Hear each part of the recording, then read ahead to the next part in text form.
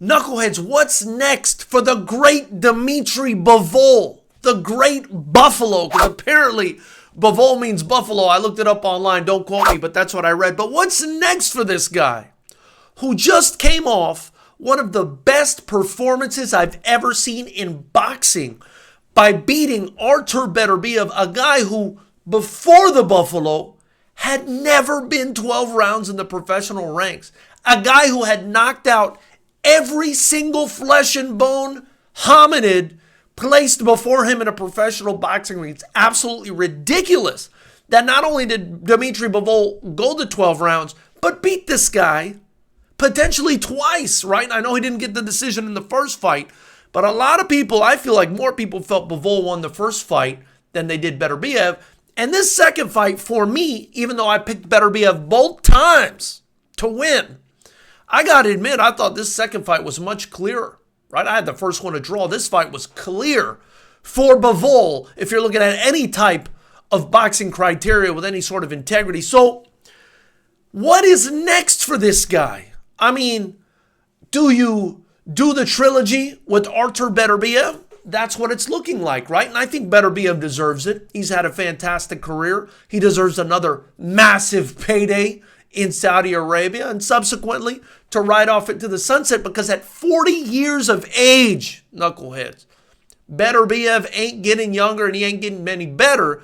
And even Bivol, who's 34, probably ain't getting too much better right now. 34 is way different than 40 years old, especially if you've woke up in the morning at the age of 40 and the age of 34, and you can look back and say to yourself, oh yeah, that was different. It was different. I can tell you from experience. Beterbiev is not going to get better. Beterbiev is not going to beat Bivol in a trilogy unless he clips him out of there. And I think that's very doubtful. But I do think that that's what happens next. In the interim, right, while that's happening, we need to have David Benavidez continue to acclimate at light heavyweight against Mundo Callum Smith, because that fight against Joshua Buatsi deserves a reward, deserves a big fight, and I think a fight between two long, tall, bad dudes like Callum Smith and David Benavidez is a fantastic fight. Now listen, I'll favor Benavidez in that fight, but I also favored Buatsi. And Callum Smith showed me that that world level experience he's had against Beterbiev, against Canelo, mattered. He's a big, strong guy, and if he lands some shots on just about anyone, he'll be able to beat him.